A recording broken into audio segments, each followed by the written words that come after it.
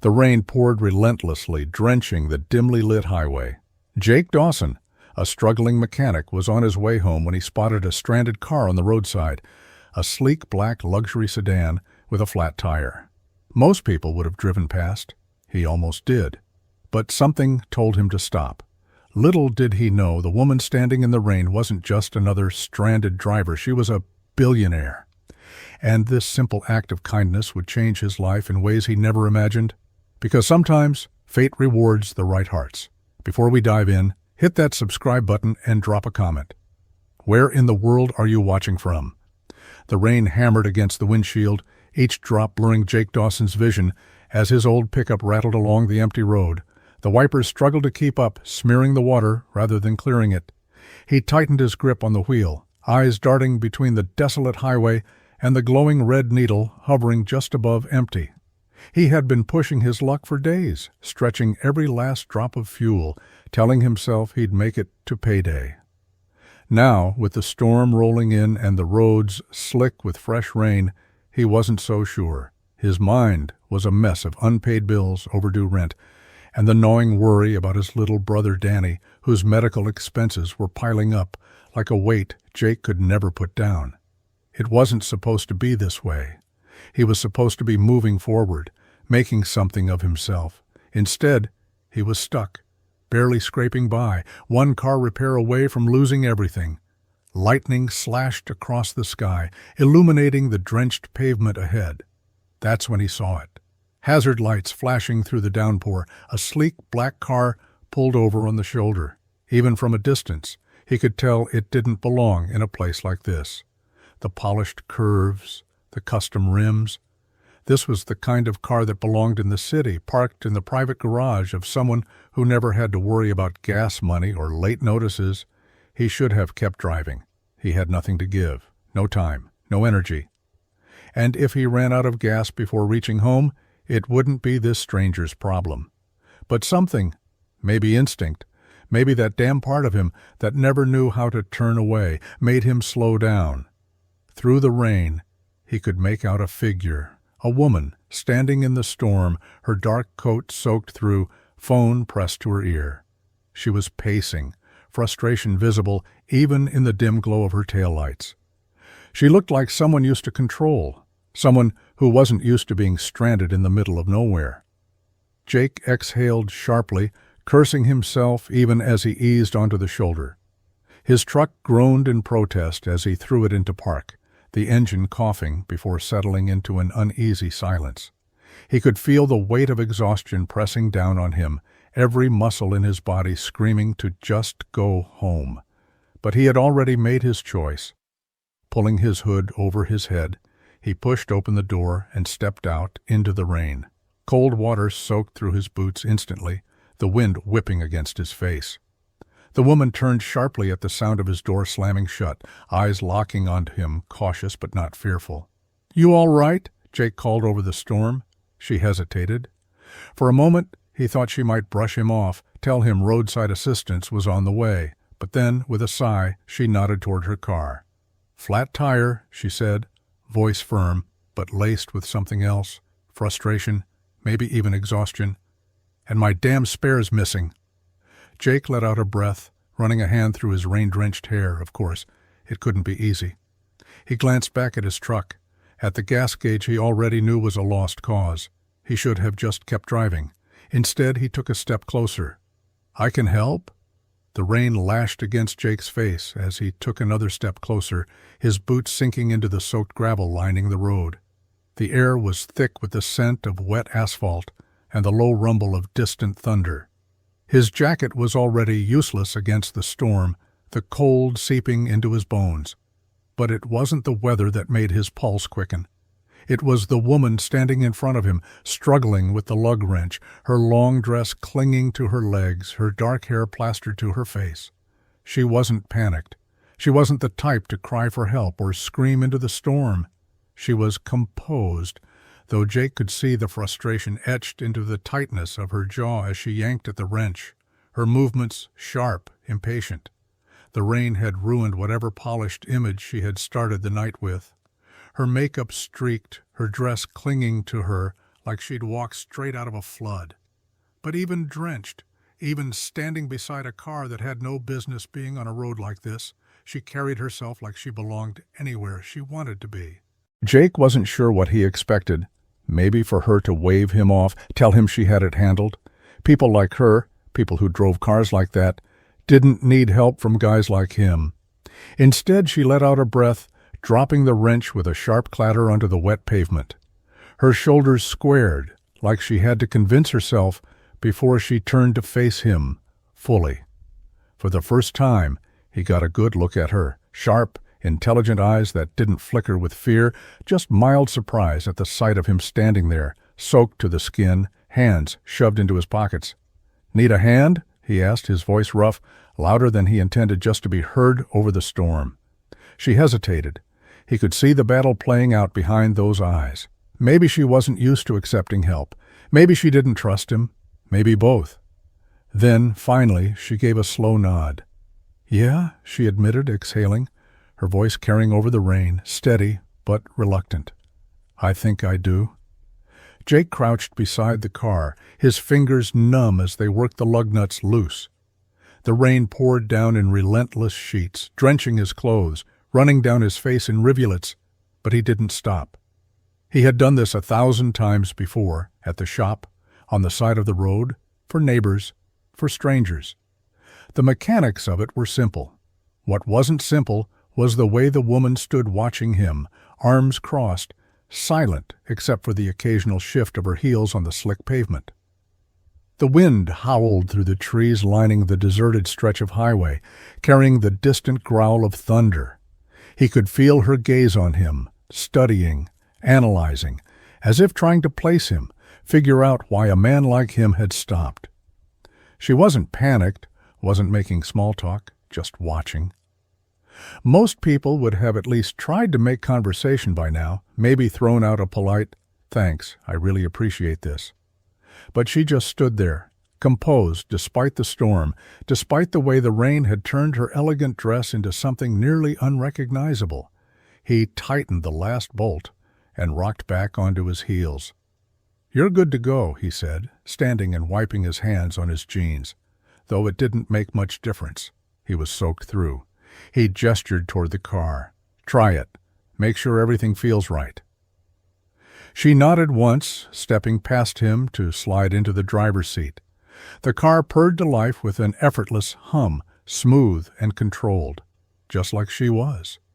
He half expected her to just drive off with nothing more than a wave through the window. Instead, she turned the engine off, pushed the door open, and stepped back into the rain. Without a word, she reached into her bag, pulled out a sleek black wallet, and held out a crisp $100 bill. "For your trouble," she said. Jake barely glanced at it before shaking his head. "Don't worry about it," she frowned, brows knitting together. "I insist. You don't have to pay for good deeds." That made her pause. He could tell by the way her fingers hesitated around the bill, the way something flickered in her eyes, something he couldn't quite place. Maybe disbelief, maybe curiosity, maybe something else entirely. Most people always wanted something, always expected a trade. He had spent years watching people put price tags on kindness. But this was just a flat tire in the rain, nothing more. For the first time since he pulled over, she actually looked surprised. "No one ever says that," she murmured, almost to herself. Jake shrugged. "Guess I'm not most people." For a long moment she just stood there, staring at him like he was some kind of anomaly. Then, slowly, she tucked the bill back into her wallet. "Thank you," she said finally. And then, without another word, she got into her car and drove away, leaving Jake standing in the storm, wondering why he suddenly felt like he had just been part of something bigger than a simple act of kindness. The taillights of the luxury sedan cut through the rain, glowing red against the slick black road as the car pulled away. Jake stood motionless, his breath visible in the cold night air, watching as the vehicle disappeared into the storm. The wipers on his truck squeaked against the windshield, the rhythmic sound breaking the eerie quiet that followed. Just like that, she was gone. He let out a breath and shook his head, running a hand through his rain-soaked hair. It should have felt like any other roadside fix, a quick favor for a stranger, a job well done. But it didn't. Something about the encounter sat heavy in his chest, like the weight of an unfinished sentence. Maybe it was the way she had looked at him just before leaving, a thoughtful hesitation in her eyes, like she wanted to say something else but changed her mind. Or maybe it was how she had tucked the money away, as if stunned by the idea that not everything had to be bought. Most people he helped gave a quick thanks and moved on. She had been different. Shaking off the thought, he turned and climbed back into his truck, slamming the door against the cold. The cabin was damp, the air thick with the scent of wet leather and motor oil. He exhaled sharply, resting his hands on the steering wheel, staring at the empty road ahead. Why was he still thinking about her? It wasn't like they ran in the same circles. He was just a guy, fixing cars for a living, barely getting by. She was, well, whatever she was, she didn't belong on a dark highway, changing a tire by herself. The way she carried herself, the way she stayed composed even in the storm, told him she was used to control, power, money. And yet something about her had been real. With a tired sigh, he turned the key in the ignition. The old truck sputtered before the engine coughed to life, the gas gauge teetering dangerously close to empty. He didn't have the luxury of wondering about mysterious women in the rain. He had rent to pay, a shop to keep open, a brother to take care of. Still, as he pulled onto the road, he couldn't shake the nagging feeling in the back of his mind. This wasn't the last time he'd see her. The next morning, Jake rolled open the heavy metal door of his garage, the familiar scent of grease and gasoline filling the air. The storm had cleared overnight, leaving behind damp pavement and a crisp chill that cut through his jacket. His body ached from the hours spent in the rain, and he hadn't gotten much sleep. Not that it mattered. Sleep didn't keep the lights on. Work did. The garage was small, old, and barely holding together. The sign out front, Dawson's Auto Repair, was faded, the paint chipping away like it had given up trying to stay relevant. Inside, rusted toolboxes lined the walls, and an old coffee machine in the corner sputtered to life, filling the space with the scent of burnt caffeine. Jake took a sip anyway, wincing at the bitter taste. It wasn't great, but neither was his situation. The phone hadn't rung all morning, and the only car in the bay was the same one from yesterday, a rusted-out pickup that belonged to Mr. Conway, an old man who had been coming here for years.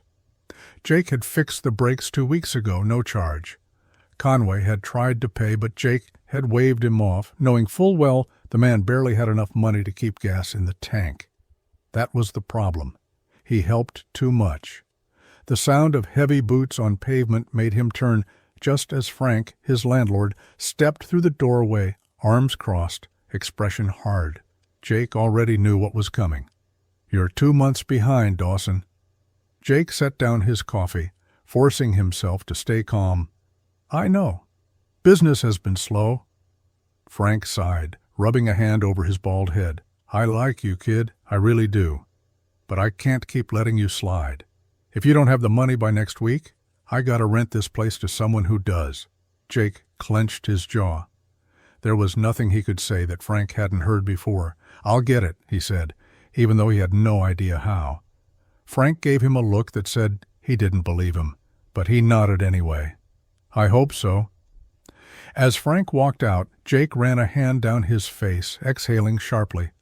The stress was suffocating, wrapping around his ribs like a vice. The garage was all he had, the only thing keeping him from drowning completely. Losing it wasn't an option. His phone buzzed in his pocket. Pulling it out, he saw his brother's name flash across the screen. He answered, forcing a small smile into his voice. "Hey, Danny, what's up?" "Just checking in," his little brother said. There was a slight rasp to his voice, the kind that came from years of hospital visits and more medication than any teenager should have to take. "Did you eat today?" Jake huffed a quiet laugh. "That's supposed to be my question." "You sound tired," Danny said, dodging the response. Jake leaned against the counter, staring at the empty shop. "I'm fine, just slow business." There was silence on the other end before Danny finally said, "The hospital called about the bill." Jake's stomach turned. "I'll take care of it." "Jake," I said, "I'll take care of it." His tone came out sharper than he intended, and he immediately regretted it. Danny didn't deserve that. Another silence, then a quiet, "Okay." Jake ran a hand through his hair. "Sorry, man, there's a lot going on." "I know," Danny said. "I just don't want you killing yourself over this." Jake swallowed down the lump in his throat. "I'll figure it out."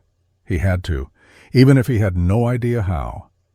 Jake had just finished tightening the last bolt on an old Chevy suspension when he heard it, the unmistakable hum of an expensive engine pulling into the lot.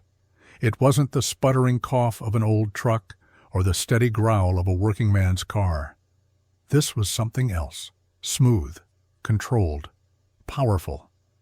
Wiping the sweat and grease from his hands onto a rag, he straightened, glancing toward the entrance. And then he saw it, the black luxury sedan. His stomach clenched before his mind even registered why. The same car he had seen stranded in the storm, now gleaming under the harsh daylight, looking completely out of place in his rundown shop. The driver's side door swung open, and there she was. But this time, there was no rain, no storm to blur the lines between them, no ruined dress or flickers of vulnerability in her eyes. She stepped out composed, sharp in control. A tailored blazer hugged her frame, dark slacks that probably cost more than his rent, heels clicking against the pavement with a confidence that made it clear this wasn't some stranded woman looking for help anymore. This was someone who got what she wanted. Jake felt his jaw tighten, wiping his hands one last time before tossing the rag onto the workbench. He didn't like this, not because he was intimidated. He'd dealt with rich customers before, people who walked in expecting service and left without so much as a thank you. But this was different. This wasn't just some random visit. She had come for him. For a long second, neither of them spoke. The low hum of an overhead fan filled the silence, the faint sound of the radio playing some classic rock song he wasn't paying attention to. Then, finally, she stepped forward. "We need to talk," she said.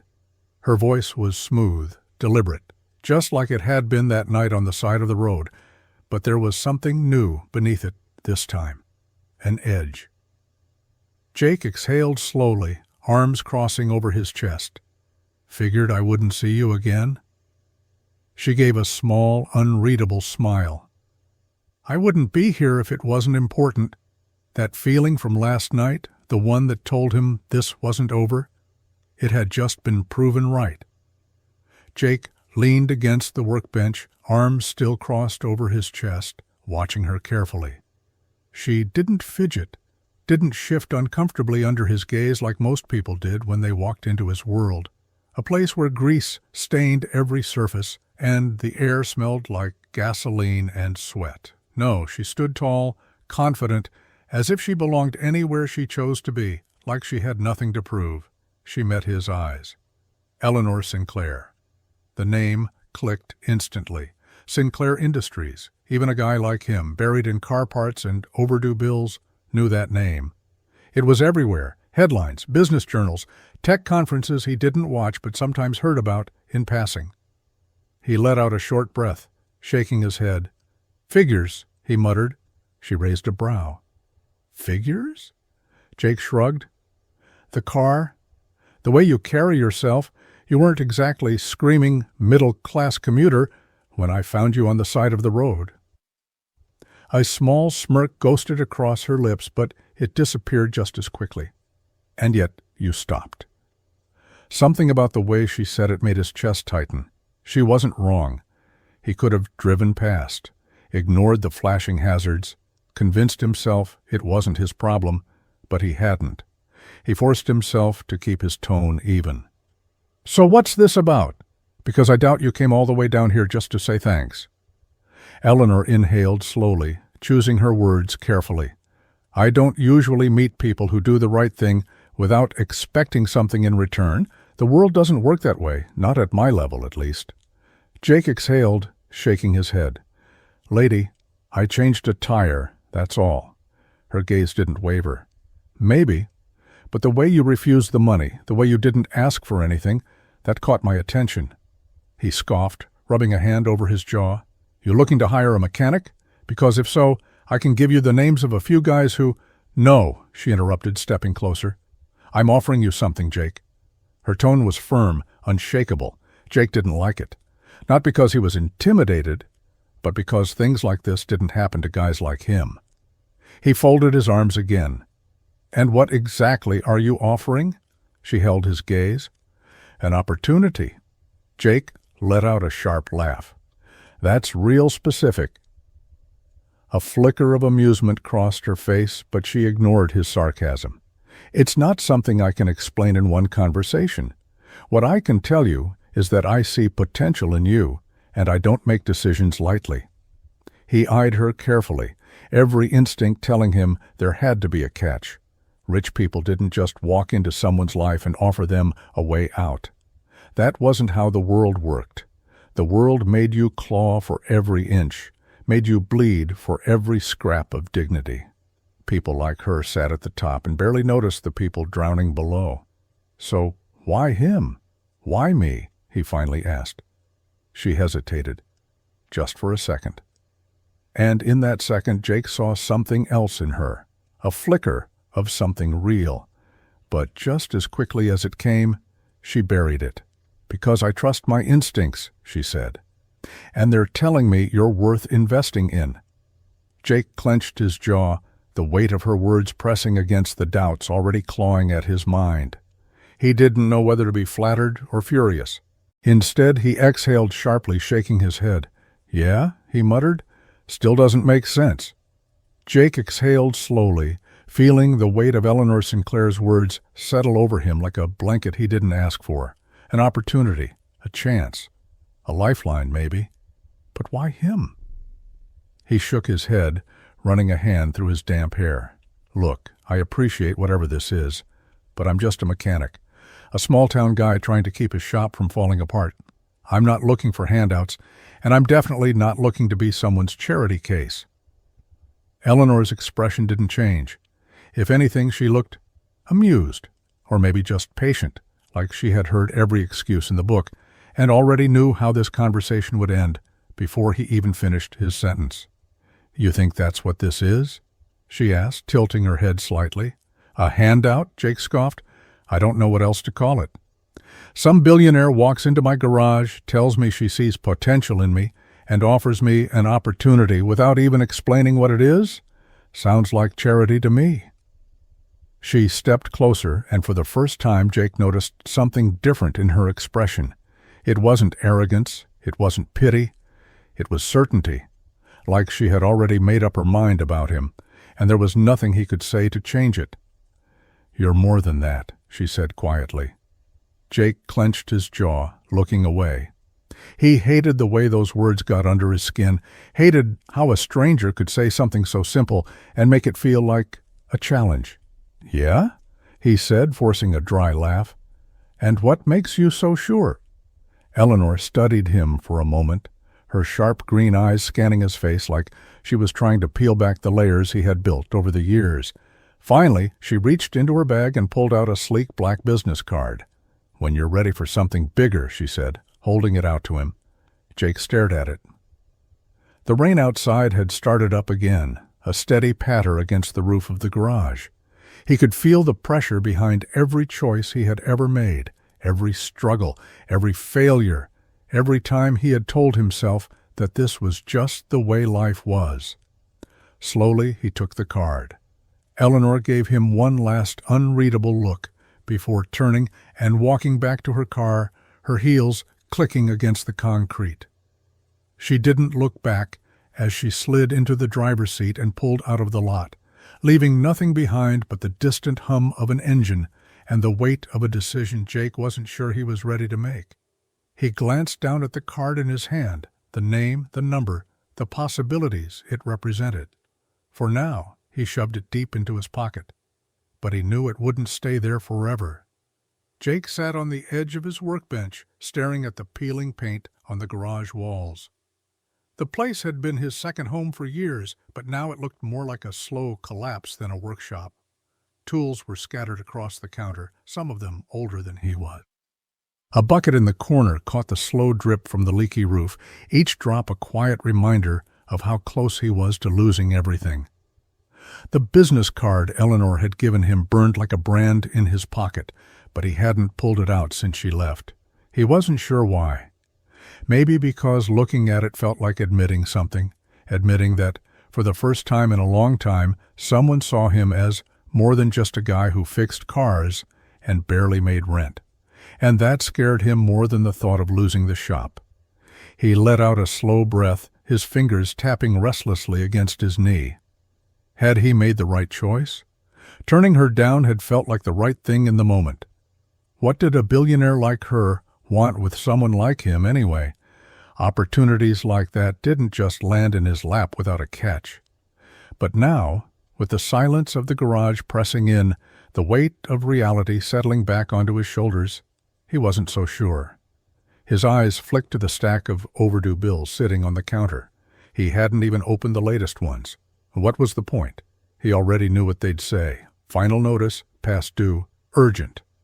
The words had all started blending together at this point. Frank, his landlord, had made himself clear. One more missed payment and the garage was gone. Jake rubbed his hands over his face, trying to push away the exhaustion creeping into his bones.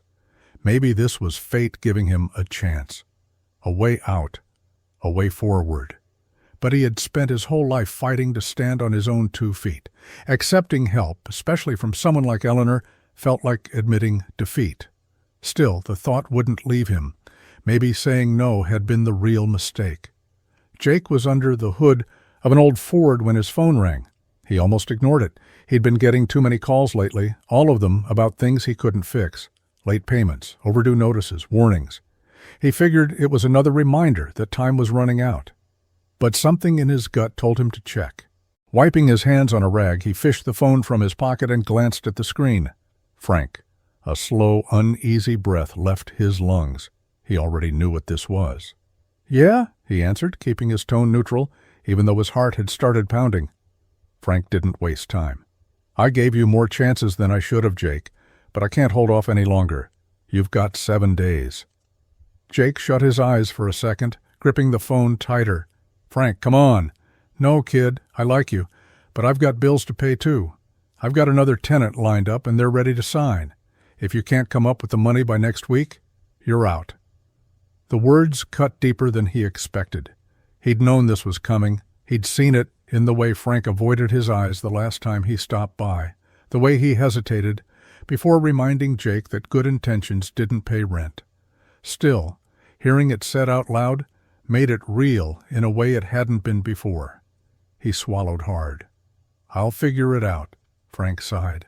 "I hope so." The call ended, leaving Jake standing in the middle of his empty garage, the silence pressing in like a noose. He had a week, 7 days before everything he'd built was gone. His hands twitched toward his pockets before his brain could catch up. He didn't need to look. He already knew what was there. The small, sleek business card he hadn't touched since Eleanor had handed it to him. His fingers found the edges of it, smooth and expensive, nothing like the life he knew. He pulled it out, stared at the embossed lettering. Eleanor Sinclair. He exhaled sharply, jaw tight. Then, before he could second-guess himself, he dialed the number. The phone barely rang once before she picked up. "I was expecting you," she said. Jake wasn't sure what he expected when Eleanor told him to meet her, but it sure as hell wasn't this. The garage wasn't a garage. It was something out of a damn movie. Floor-to-ceiling glass windows, sleek metal workstations, and a line of luxury cars that looked too expensive to even breathe near. The kind of place where engines purred like silk, not coughed like the rusted-out trucks he was used to fixing. Jake stood just inside the entrance, still soaked from the rain outside, his old boots leaving faint marks on the polished floor. He felt like an outsider from the moment he stepped through the door, and judging by the way a few of the guys in clean uniforms glanced at him before turning back to their work, they thought so too. Eleanor was already waiting for him, standing near a gleaming silver McLaren, arms crossed like she'd been there for hours. She was dressed sharply again. Pressed suit, expensive watch, that same air of effortless control she always carried. But this time there was something else in her eyes, a challenge. "Not what you're used to, is it?" she asked. Jake let out a slow breath, glancing around again. That obvious? Her lips curled slightly. "A little." She turned, gesturing toward the row of vehicles, their hoods propped open, like something out of an elite showroom. "Show me what you can do." Jake frowned. "Excuse me?" "This isn't a job offer," she said simply. "Not yet. I don't just hand out opportunities, Jake. I invest in people who can prove themselves. So, here's your shot. Pick a car, find a problem, and fix it." The air in the room shifted. Jake could feel eyes on him now, some of the other mechanics pausing their work, glancing in his direction. He exhaled, rolling his shoulders. She was testing him. Fine. He could play along. Without another word, he walked forward, scanning the cars, their gleaming surfaces reflecting the overhead lights. He stopped in front of a sleek black Aston Martin. He didn't hesitate. He popped the hood, letting muscle memory take over. If she wanted proof, he'd give it to her. Jake could feel the weight of their stares before he even reached the car, the mechanics in their pristine uniforms, arms crossed, smirking like they already had him figured out. He was the outsider, the nobody, the guy with grease-stained jeans and a truck that probably wouldn't even be allowed in this building's parking lot. One of them, a broad-shouldered guy with perfectly styled hair, let out a low chuckle. "You sure you're in the right place, pal? This ain't a body shop for busted pickups." Jake ignored him. He wasn't here to trade words. He focused on the black Aston Martin in front of him, hands moving on instinct. A quick scan under the hood told him everything he needed to know. Whoever had worked on it last had overcomplicated the wiring, treating it like some fragile masterpiece instead of a machine built to move. He had just started to work when a commotion at the far end of the garage made him glance up. A Ferrari 812, super fast, bright red and looking like it had rolled straight out of a billionaire's dream, sat dead on the shop floor. The lead mechanic, Jake, recognized him as the guy who made the first snide comment, was frowning at the engine, frustration evident in his tight jaw. Jake didn't need to hear what they were saying to know what had happened. The car wouldn't start. He could see it in the way they hovered around it, poking at wires, muttering under their breath. The so-called experts were stuck. And then Eleanor spoke. "Jake," she called, turning toward him, "go take a look." The room went silent. Jake let out a slow breath, wiping his hands on a rag as he walked toward the Ferrari. He could feel the lead mechanic's glare drilling into the side of his head. "You gotta be kidding me," the guy muttered. "This guy?" "Do you have a problem?" Eleanor asked, her voice smooth but sharp. The mechanic shut his mouth. Jake didn't wait for permission. He slid behind the wheel, turned the key, and listened. Really listened. The rhythm of the engine told him everything he needed to know. 5 minutes, that's all it took. A small adjustment to the fuel injector timing, a recalibration of the electronic throttle, and the car roared to life like it had never stalled at all. Silence. Then a slow whistle from somewhere in the garage. "Damn," someone muttered. Eleanor smiled, her expression unreadable, but pleased. "Not bad," she said. Jake just shrugged, stepping back. He had nothing to prove, but he had just proved it anyway. Jake leaned against one of the workbenches, still feeling the rush of what just happened. The faint scent of gasoline and oil mixed with the sterile, high-end gloss of the garage. The Ferrari's engine hummed steadily in the background, proof that he'd done the impossible, or at least what the rest of them thought was impossible. Eleanor watched him from a few feet away, her expression calm, but with a faint trace of satisfaction. She wasn't smiling, not exactly, but there was a certain look in her eyes. It wasn't the cold, calculating look of someone who simply hired, skilled labor. It was something else.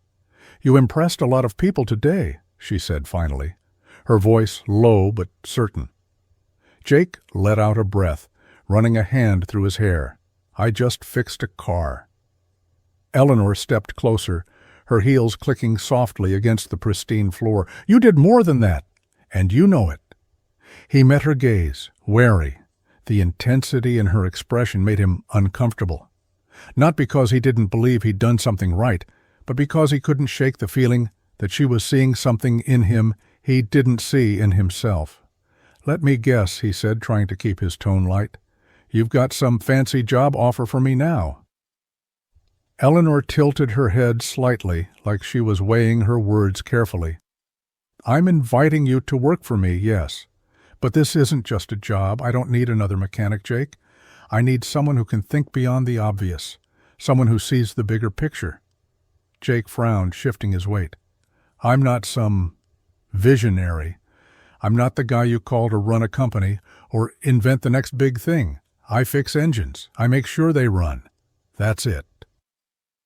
Eleanor studied him for a long moment, her gaze steady. "You think too small." He laughed, the sound short and humorless. "Small's the only thing I've ever known." "Then maybe it's time you learned something else." There was no arrogance in her voice, no condescension, just certainty. "Why me?" he asked quietly. Eleanor's gaze didn't waver. "Because you have the skills, the drive, and the integrity. I don't come across that very often. You may not see it now, but I see it." Jake looked away, the words hitting harder than he wanted to admit. "You can walk away if you want," she said, her tone softening just a fraction. "You can keep fixing cars, struggling to get by. Or you can take this chance and see what you're really capable of." Her words hung in the air, heavy with something Jake couldn't quite name. The hum of the Ferrari's engine seemed distant now, his own pulse louder in his ears. She waited, giving him time to speak, to decide. But Jake had no answer yet.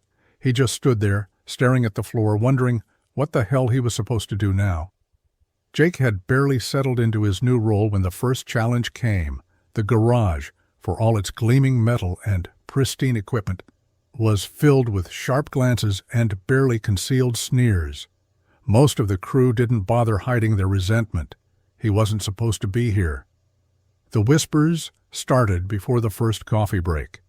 He caught bits and pieces as he passed, words like lucky, charity case, and out of his league. It didn't take long for Tom, the lead mechanic, to make his position clear. Tom was everything Jake wasn't: polished, confident, and well-connected. His father had been an industry legend, and Tom had grown up with a wrench in one hand and a silver spoon in the other.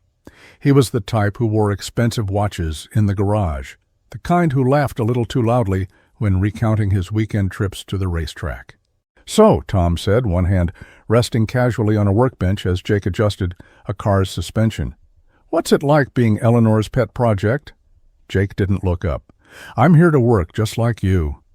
"Work," Tom repeated with a smirk. "Sure, but let's be honest. We both know you didn't get here on merit." Jake felt the tension rise in the room. A few of the other mechanics paused their tasks, glancing over, waiting to see what would happen. "You've got something to say, just say it," Jake replied evenly, his voice low and controlled. Tom stepped closer, crossing his arms. "I'm just wondering how a small-town nobody walks in here and suddenly gets handed opportunities people like me have been working years for." Jake straightened, turning to face him fully. "Maybe it's because I'm good at what I do." "You ever think of that?" Tom laughed, a sharp, mocking sound. "Yeah, sure. You got lucky once. Fixed a Ferrari in front of the boss, and now you think you belong here? Newsflash, pal, one fluke doesn't make you qualified." Jake's fists clenched at his sides, but he kept them there. The last thing he needed was to prove them right by losing his temper. "You don't know a thing about me," he said through gritted teeth. Tom leaned in, his smirk widening. "I know enough. You're not cut out for this place. And everyone here knows it. It's just a matter of time before you prove it yourself." Jake stared at him, his jaw tight. He didn't flinch, didn't back down. Inside, though, the doubt Tom's words planted started to grow. He wasn't sure if he belonged here, but if they thought he'd go quietly, they didn't know him at all.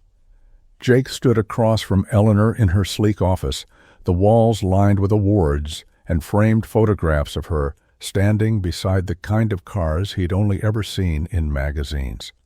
The space was cool and quiet, but there was a tension hanging in the air that Jake couldn't shake. She'd asked him here suddenly, right in the middle of a long shift. He still had grease under his nails, and his boots left faint smudges on the polished floor as he shifted his weight. Something about the way she'd looked at him when she called him in, calm, steady, yet oddly expectant, had been enough to keep him from saying no. Still, he was on edge. Eleanor sat behind her glass desk, her fingers steepled as she watched him, silent for a long moment. "I think it's time we stopped dancing around the issue," she said finally. Her tone was measured, but there was a weight behind her words that made Jake straighten. "You've proven you can handle the work," she continued. "More than that, you've proven you're someone who doesn't back down when things get tough. I've been looking for someone like that." Jake raised an eyebrow, folding his arms. "Someone like what? A mechanic? You already have a garage full of those." Eleanor gave a small, knowing smile. "It's not just about fixing cars, Jake. I'm looking for someone who can lead." The word made Jake's jaw tighten. "Lead? I'm not a manager, Eleanor. I'm not some big-shot executive. I'm just a small-town guy who sees the value in helping people who need it," she interrupted. Her voice softened, but her gaze stayed locked on his. "You remind me of someone I used to know." Jake frowned. "Who?" "My father," she said quietly. The admission caught him off guard. Eleanor's usual confidence seemed to shift, replaced by a subtle hint of vulnerability. "He was a mechanic, too, one of the best I'd ever seen. But more than that, he believed in giving others a chance. He taught me that a single act of kindness could change the trajectory of someone's life. I've built this company on that principle, and now I'm starting something new, an initiative to help struggling mechanics build businesses of their own, to give them the support and resources they need to succeed." She paused, leaning forward slightly. "I need someone to lead that initiative, someone who understands what it's like to start with nothing and fight for every inch of progress. That's why I tested you. I needed to know if you had what it takes." Jake shook his head slowly, feeling the weight of her words settle over him. He wasn't sure if he believed her, if he believed he could live up to what she was asking. "You don't even know me," he said finally. "What makes you think I'm the right guy?" "I know enough," she said simply. "You've already proven it. Now it's up to you to decide if you're ready to take the next step." She leaned back, her expression calm again, but there was still a flicker of that vulnerability in her eyes. Jake felt the tension in his chest tighten, the doubts circling in his head. He didn't have an answer, not yet. Jake sat on the edge of his bed, the small room around him dimly lit by a single bulb. The muffled sounds of a late-night talk show played on the television in the living room. He hadn't bothered to close the door. It didn't matter. He wasn't watching, and no one else was there. The walls felt too close, like they'd been closing in on him bit by bit over the years. He rubbed his hands together, staring down at the calluses and grime that seemed permanently etched into his skin. These hands had rebuilt engines, patched leaking oil lines, and wrenched bolts loose after years of rust. They weren't the hands of a leader. They weren't the hands of someone people followed. Eleanor's offer replayed in his head, each word heavy and relentless. "You're more than a mechanic." The phrase looped endlessly, making it impossible to think straight. He wanted to believe her. God, he wanted to believe her. But every instinct he had told him to be cautious, to protect the little he'd built for himself. "Lead an initiative?" he muttered under his breath. The words tasted foreign, like something someone else should be doing, someone who had a clean, crisp suit and a polished way of speaking, someone who hadn't spent their whole life under the hood of cars that barely made it another mile. A flicker of anger flared in his chest, not at Eleanor, but at himself. Why couldn't he just say yes? Why couldn't he just believe he was good enough, take the opportunity, and figure it out as he went? That's what a confident man would do, someone who knew they belonged in a room like hers. He pressed his hands to his face, exhaling sharply. Deep down the truth gnawed at him. He was afraid, not of failing. He'd done that plenty of times. He was afraid of succeeding, of walking into a world he didn't understand, of finding out that Eleanor's faith in him was misplaced. The faded paint on the walls, the stacks of overdue bills, the worn-out couch in the living room, this was his world. It wasn't much, but it was something he understood. Taking her offer meant walking into something bigger, something unknown, and he wasn't sure if he could survive that. Jake stood stiffly at the edge of Eleanor's office, his arms crossed tight over his chest. He hadn't planned to come here tonight, but after hours of pacing in his tiny apartment and replaying her offer over and over in his mind, he'd finally grabbed his keys and driven straight here. Now that he was actually standing in front of her, though, the words felt caught in his throat. Eleanor didn't look surprised to see him. If anything, she seemed like she'd been expecting it. She leaned back against the edge of her desk, her usual calm presence softening just slightly. "I figured you'd show up," she said simply. Jake shifted his weight, trying to find the right words. "I don't get it. I don't understand why you're so interested in me. I'm not—" He hesitated, frustrated by how hard it was to say it out loud. "I'm not what you think I am." For a moment, Eleanor didn't respond. She studied him, her sharp green eyes scanning his face like she was piecing together a puzzle. Then, to his surprise, she nodded. "You're right," she said quietly. "You're not what most people would expect. Neither was I." Jake frowned. "What's that supposed to mean?" Eleanor crossed her arms, her gaze distant for a moment, as if she were looking at something far beyond the walls of her office. "I didn't start with all of this," she said, motioning vaguely to the polished furniture, the awards on the shelves, the faint hum of wealth that filled the room. "There was a time when I had nothing. Less than nothing." She paused, her voice softening. "My father was a mechanic. He was good at what he did, but life, it doesn't always care about skill. When he died, we lost everything. I ended up in foster care, bouncing from one home to the next. Nobody cared who I was, what I could do. To them, I was just another kid in the system." Jake stared at her, caught off guard by the shift in her tone. She wasn't talking like a CEO now. She was just human. "There was one person," she continued, her voice steady but quiet. "One person who saw something in me. He was a teacher at the local trade school. He told me I was smart, that I could do more than fix cars. He helped me get a scholarship, connected me with people who gave me my first real shot. Without him, I wouldn't be standing here. Everything I've built started because one person believed in me." Eleanor met his eyes again, her expression calm but resolute. "That's why I'm so interested in you, Jake. I had nothing once.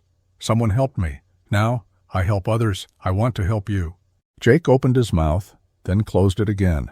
He wasn't sure what to say. The anger, the doubt, the frustration that had been boiling inside him for days, it all felt muted now. Eleanor wasn't trying to manipulate him. She wasn't playing some game. She was offering him something real, something that had come from her own scars, her own history. I don't know if I can do what you're asking," he said finally, his voice low.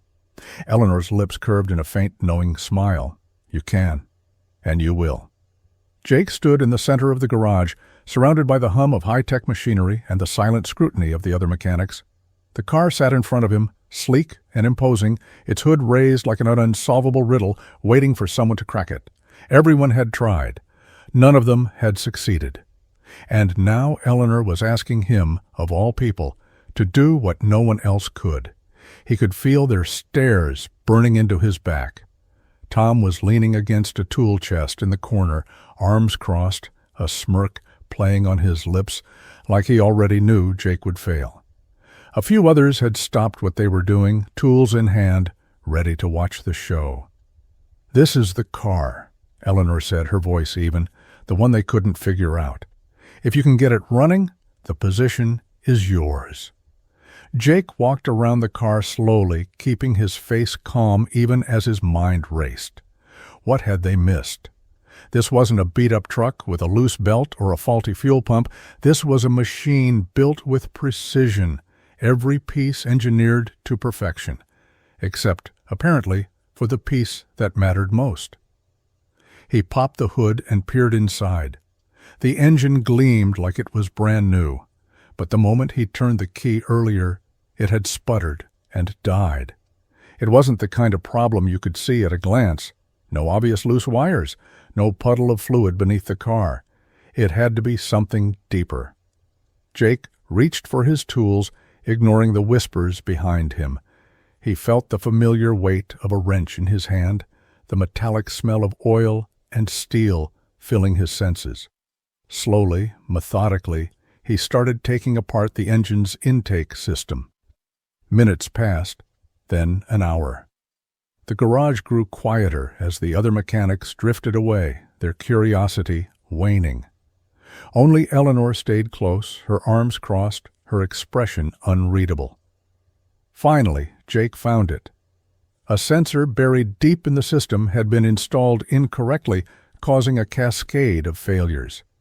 It was the kind of mistake that someone in a rush could easily miss, and once it was in place, it would throw off every diagnostic tool. He carefully reassembled the engine, checking and rechecking each connection. When he was done, he wiped his hands on a rag and stepped back. "Try it now," he said, his voice steady. Eleanor nodded, motioning for one of the others to start it. The engine turned over once, twice. Then roared to life smooth and steady, filling the garage with a low, powerful hum. For a moment, no one said a word. Then someone let out a low whistle. Tom shifted in the corner, his smirk gone, replaced by a tight line of his lips. Eleanor approached, her heels clicking softly against the floor. She stopped next to Jake, her expression calm, but he could see the glimmer of approval in her eyes. "Congratulations," she said quietly. "You passed." Jake exhaled, the tension in his shoulders easing. He still didn't know if he was ready for what came next, but for now, he'd proved one thing. He belonged. Jake's shirt clung to him, soaked with sweat and streaked with grease, as he hunkered over the open hood. The once pristine engine bay was now a chaotic scene of disconnected hoses, scattered tools, and his sheer determination. His hands ached, his knuckles raw from scraping against unforgiving steel. Each twist of the wrench, each adjustment felt like a gamble, but he wasn't stopping now. He couldn't. The sleek black car sat lifeless under the bright overhead lights. Its silence felt heavy, like it was mocking his every move. This wasn't just another repair job. It was the final test, the one chance to prove he belonged here, no pressure. His mind raced through the possibilities. He'd check the obvious things first: spark plugs, fuel injectors, sensors, but the car still wouldn't turn over. It wasn't enough to fix what everyone else had tried to fix. If he was going to get it running, he needed to think differently, to find the one thing everyone else had missed. Minutes turned into hours. The garage grew quieter as the other mechanics filtered out, leaving only the low hum of the overhead fluorescents. Jake stayed hunched over, his face set in a grim line. He was too far in to give up now. Eleanor's words echoed in his head, cutting through his frustration. "You're more than just a mechanic." He found the flaw deep in the engine's heart, an overlooked connection buried beneath layers of components. It was a small misalignment, the kind of thing that wouldn't show up on diagnostics and would go unnoticed by someone looking only at the surface. He adjusted it carefully, his fingers shaking slightly as he tightened the last bolt. Jake took a step back, his breath uneven. He wiped the sweat from his forehead, leaving a smudge of grease behind. The tools lay scattered around his feet, the result of a long battle with a machine that refused to give in. But now it was ready. With one final exhale, he reached inside and turned the key. The engine coughed once, twice, and then it roared to life. The sound filled the garage, smooth and powerful, as if It had never been broken. Jake's shoulders sagged, relief washing over him. He stood there for a moment, staring at the humming engine, the steady rhythm of it filling his ears. He'd done it. Jake sat on the edge of the workbench, staring down at his hands. His knuckles were still raw, grease embedded in the creases of his skin. The garage was quiet now, the only sound the faint hum of fluorescent lights overhead. He'd fixed the car, done the impossible. And still, his chest felt heavy. The relief of hearing that engine turn over had been fleeting, swallowed almost immediately by the weight of what it meant. Eleanor watched him from a few steps away, her arms crossed loosely, a calm, almost expectant look on her face. She didn't press him, didn't say a word. She just waited. For a long time, Jake didn't move. He'd spent his whole life scraping by, keeping his head down, focusing on one problem at a time. This was different. This was someone telling him he could do more, be more, and he wasn't sure how to handle it. Finally, he looked up at her, his voice low. "Why me?" She tilted her head slightly, the corner of her mouth curving upward. "Because you have what it takes." Jake shook his head, letting out a short, humorless laugh. "You don't even know me. I'm not some hotshot. I'm not—" He trailed off, unsure how to finish the sentence. Not what? Not good enough. Not the kind of guy who should be given this kind of chance. Eleanor took a step closer. "You're exactly the kind of person I need," she said simply. "You see the value in hard work. You know what it's like to struggle, to fight for every inch. That's what makes you the right choice. And you proved it." Her words hung in the air, steady, unwavering. For the first time, Jake felt the doubt in his mind begin to falter. He inhaled slowly, the decision settling on him like the weight of an engine block. Heavy, but solid, real. "All right," he said, his voice steady now. "I'm in." Eleanor's smile widened slightly, a rare warmth breaking through her composed demeanor. "Good," she said, her tone full of promise. "This is just the beginning." The city skyline stretched endlessly, glass towers glittering against a pale morning sky. The plane's engines had barely quieted before Jake found himself whisked into a world that felt completely foreign. The airport alone was massive, its polished marble floors gleaming, the crowd a blur of suits and rolling luggage. He trailed behind the driver Eleanor had sent, his worn boots squeaking faintly against the pristine tiles. Out on the curb, a sleek black car waited. Jake hesitated, glancing down at his jacket, a scuffed leather relic he'd owned for years, and then at the driver who motioned politely for him to get in. For a second, Jake considered turning around, walking back into the terminal, and catching the first flight back to his small garage, back to something he understood. Instead, he climbed into the car. The city blurred past the windows, a rush of concrete and steel. Everywhere he looked, there were people who seemed to belong here, businessmen checking their watches, women in designer coats, crowds that moved with purpose. And then there was Jake, sitting stiffly in the back seat, feeling out of place before he'd even set foot in Eleanor's new garage. When they finally arrived, he stepped out into a scene that made his chest tighten. The building was enormous, the kind of state-of-the-art facility he'd only read about in magazines. The glass entrance reflected a row of pristine sports cars parked outside, each one shining like it had just rolled off the line. A faint buzz of activity spilled from within, mechanics in spotless uniforms moving with precision and confidence. Jake swallowed hard. He didn't belong here. He could feel it in the way people glanced at him, the way he could still smell the grease on his hands despite scrubbing them raw. As he walked through the wide, gleaming hallway, doubt pressed down on him. What if they were right? What if he was just a lucky small-town mechanic who'd gotten in over his head? Every step felt heavier than the last, every polished surface reflecting a version of himself he didn't recognize. But he kept walking, because for every voice in his head telling him he couldn't do this, there was another quieter voice that reminded him of why he'd come, of the cars he'd fixed, the challenges he'd faced, and the moment Eleanor looked him in the eye and told him he had what it took. Jake squared his shoulders. He wasn't sure how long he'd last in this world, but he was here. And he wasn't leaving yet. Jake knew the project was a big deal. Eleanor hadn't put it that way, of course.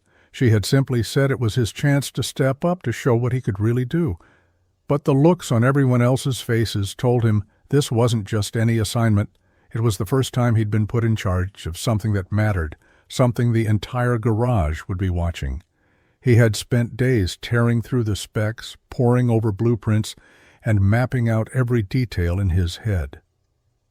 By the time he showed up that morning, he had a plan in place. He'd briefed the team, given them their assignments, and they were well into the first stage of the build when the whispers started. Jake glanced up from the tablet he was using to monitor the progress. A few of the other mechanics were clustered near the back of the shop, talking in low tones. The glances they threw his way weren't just skeptical. They were almost gleeful. Something was off. It didn't take long to find out why. When the second phase of the project began, the problem emerged. Critical parts were missing, not misplaced, not mislabeled. Gone. Without them, the entire timeline was blown.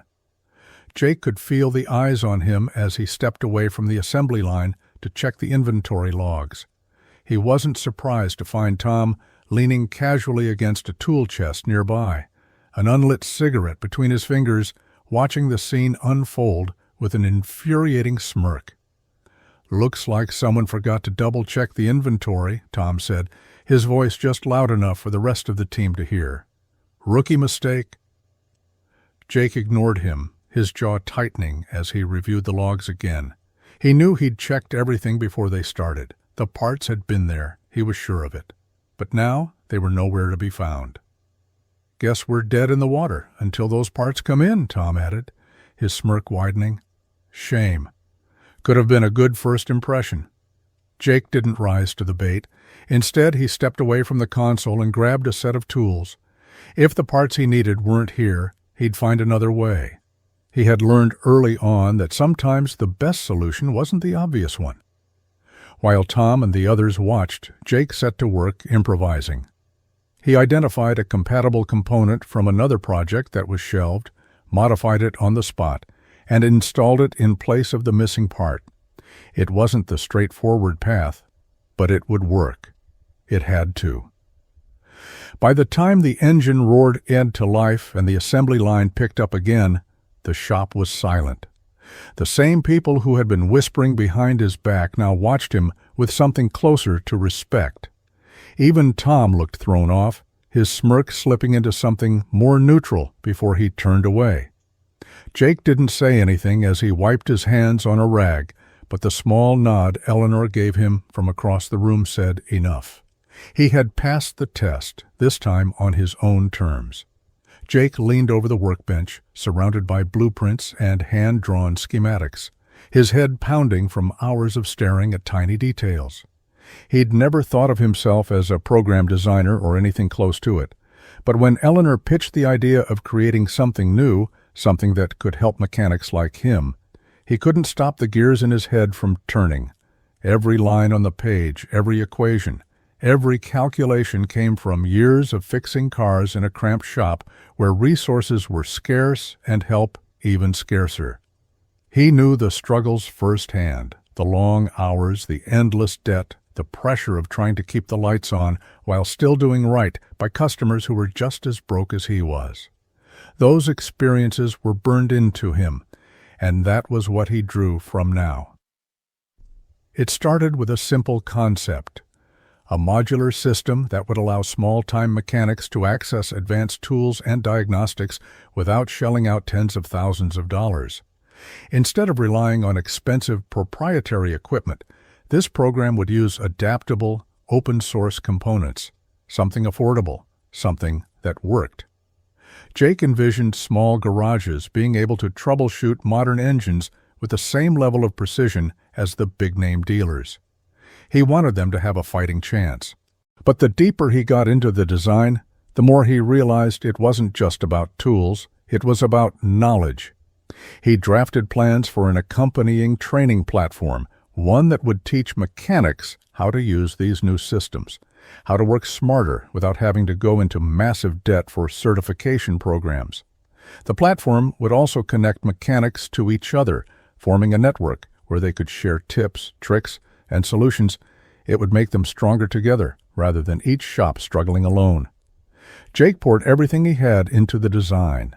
He pulled long nights, worked through weekends, and spent hours running calculations until the numbers finally lined up. By the time he presented the finished plan to Eleanor and her team, he was running on coffee and sheer determination. He laid it out in front of them, every page, every component detailed with care. "This is it," he said, his voice rough but steady. "This is what I wish I'd had when I was starting out." For a moment the room was quiet. Then Eleanor leaned forward, a slow smile spreading across her face. "Jake," she said, her voice calm but certain, "you've just created something that's going to change lives." And for the first time, Jake felt it, the shift, the break, the first real step forward. Jake's first thought was that there must have been some mistake. The building stood on the corner of a quiet street, its fresh coat of paint glinting in the sunlight. A wide roll-up garage door stood closed, but through the large glass window next to it, Jake could see spotless workbenches, gleaming tools, and bays big enough for even the heaviest trucks. The sign above the door was simple and clean. Dawson's Auto. His name. His shop. Eleanor's voice was calm, but there was a distinct warmth to it. "I thought it was time you had a place of your own, a real one. Not just a garage you rent month to month, always worrying if someone's going to take it away from you. This is yours. No strings, no catches. You earned it." Jake just stared, his breath catching in his throat. He couldn't even bring himself to step forward. The thought of walking through those doors, of feeling the smooth handle of a brand-new torque wrench, of seeing his name on the sign, he didn't know if he could handle it. "How?" was all he could manage. Eleanor smiled faintly, the kind of smile that said she'd been planning this for a while. "You proved you have what it takes. You didn't just fix cars, Jake. You built something, an idea, a vision, and you didn't stop when it got hard. I don't think you understand just how rare that is." Jake swallowed hard, trying to find the right words, but none of them came. He shook his head, his voice rough. "You didn't have to do this." "You're right," she said simply, "but I wanted to." He felt something deep inside him crack open, a mixture of disbelief, gratitude, and something that felt like fear. This wasn't a handout, he knew that much. But it was something bigger than anything he'd ever dared imagine. "This shop," he started, then trailed off. "I don't even know where to begin." Eleanor stepped closer, resting a hand lightly on his shoulder. "Begin by walking inside." Jake stepped through the open door of the shop, his boots echoing against the polished concrete floor. The space smelled faintly of fresh paint and clean metal, not a trace of the oil and grime he was so used to. Every corner was spotless, the tools perfectly arranged. The lifts were new, the kind he'd only seen in glossy catalogs before. There was a neat little office in the corner, its glass window looking out over the bays, and a break room that had an actual refrigerator, not just an old mini-fridge that hummed too loud and barely kept sodas cold. He turned slowly, taking it all in. This wasn't just a step up from the garage he'd rented. This was a dream he hadn't dared to have. His chest felt tight as he looked back at Eleanor. She stood near the doorway, her arms crossed loosely, watching him with an expression that was calm but kind. She seemed completely at ease, like this moment was exactly as it should be. But Jake wasn't. He wasn't sure he even deserved to be here, standing in something this perfect. "Why?" he asked finally, his voice breaking just a little. "Why are you doing this?" Eleanor's gaze didn't waver. Her answer came without hesitation, soft but steady. "Because the world needs more people like you." Jake felt his throat tighten. For a moment he couldn't look at her. He stared at the shiny steel countertops, the neatly stacked wrenches, the perfectly calibrated diagnostic equipment. Her words hit deeper than he expected. "I'm not," he started, but the words failed him. "Yes, you are," Eleanor said gently, stepping closer. "You care. You put in the work even when it feels impossible. You don't just fix cars, Jake. You make people's lives a little easier, a little better. That matters more than you realize." Jake swallowed hard. He wanted to argue, to brush it off, to say he was just doing his job, but he couldn't. Her conviction was too strong, too honest. "You didn't have to do this," he said, barely above a whisper. Eleanor gave a small, knowing smile. "Maybe not, but I wanted to." For the first time in as long as he could remember, Jake felt like he wasn't fighting uphill. He felt something he hadn't allowed himself to feel in years: hope. Jake leaned against the open bay door, the crisp morning air mingling with the faint scent of motor oil and fresh coffee. The shop was quiet for now, but it wouldn't stay that way. The schedule was full, repairs lined up, engines to tune, parts to replace. It was the kind of busy that had once seemed out of reach, and now it was becoming the new normal. It wasn't just the shop's success that felt different, though. It was the faces inside. Darnell was over by the hydraulic lift, working on a beat-up old truck. A year ago, he'd been barely scraping by, doing side jobs in his uncle's garage that paid next to nothing. Now he was steady here, learning quickly, his confidence growing every week. In the corner, Amanda was sorting through parts, her movements swift and efficient. She'd walked in 3 weeks ago, desperate for work after losing her job at another shop.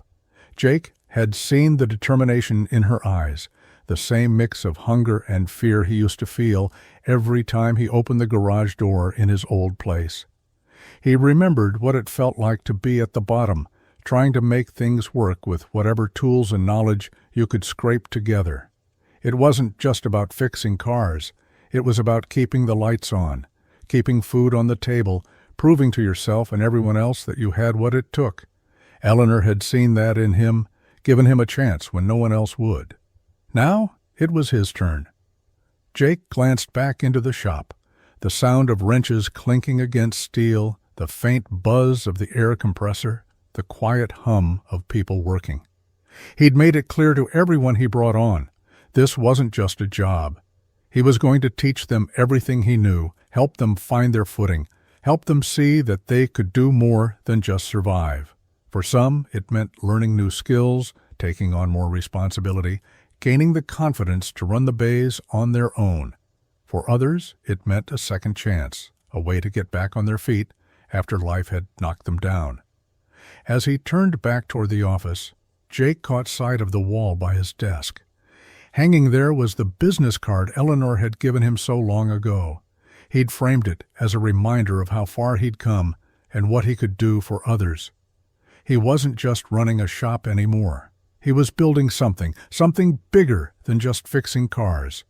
He was building a place where people like him could find a way forward. A place where someone's past didn't define their future, and that, more than anything, made him feel like he was finally doing something right.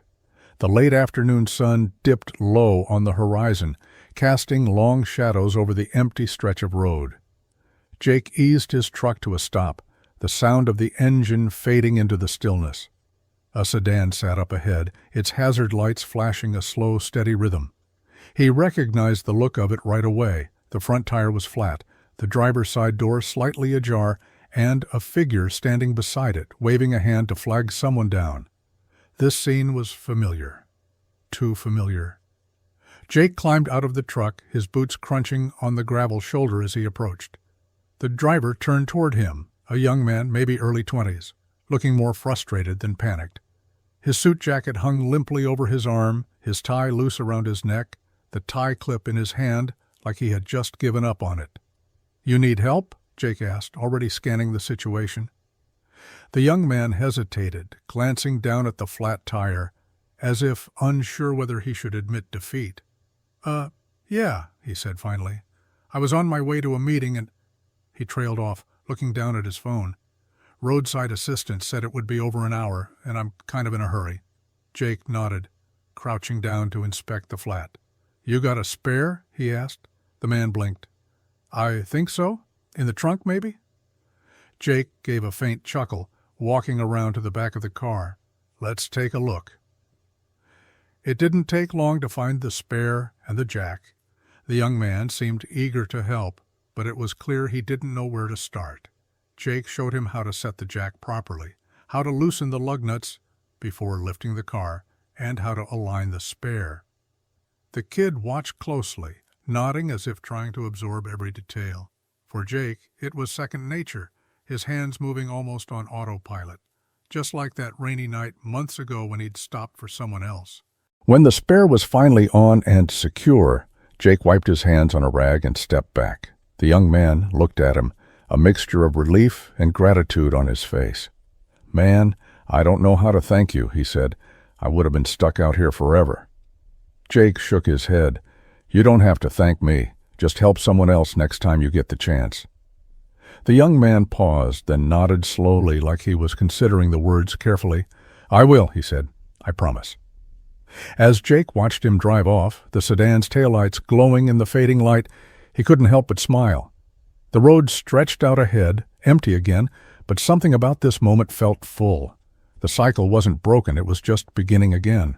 The garage was quiet, save for the faint hum of the overhead lights, and the occasional creak of the old wooden stool Jake sat on. His hands, rough from years of wrenching bolts and fixing engines, rested on the scarred surface of the workbench in front of him. A single photo lay there, a shot of the shop on the day it opened, bright and shiny, with Eleanor standing beside him, her hand on his shoulder. That day had changed everything. It wasn't just about the new tools, the fresh paint, or even the promise of stability. It was about the opportunity. Someone had seen something in him that he hadn't seen in himself. It had pushed him to work harder, think bigger, and believe, maybe for the first time, that he was capable of more. Jake picked up the photo, his thumb brushing against the edge of the frame. He could still hear Eleanor's voice in his head. "You're more than just a mechanic. You've got what it takes." He hadn't believed her at first, not fully. It was easier to stay in his comfort zone, fixing what was broken, making do with what he had. But she had been relentless in her faith, always pushing him to see the bigger picture. Now, looking around the shop, his shop, he understood what she meant. The faces of the people he'd hired, the steady stream of cars rolling in and out, the occasional thank you note left on the counter. Those were the proof. Proof that one act of kindness, one moment of someone choosing to help instead of walking away, could create a ripple effect that reached further than he had ever thought possible. He set the photo back down and leaned back in his chair, exhaling slowly. A small smile touched his lips as he turned toward the open bay door, sunlight spilling in and casting long shadows on the concrete floor. "Funny," he murmured, his voice quiet in the empty shop. "All that started with a flat tire." The lesson was simple, but the impact was anything but. A single act of kindness can change a life, or even the world.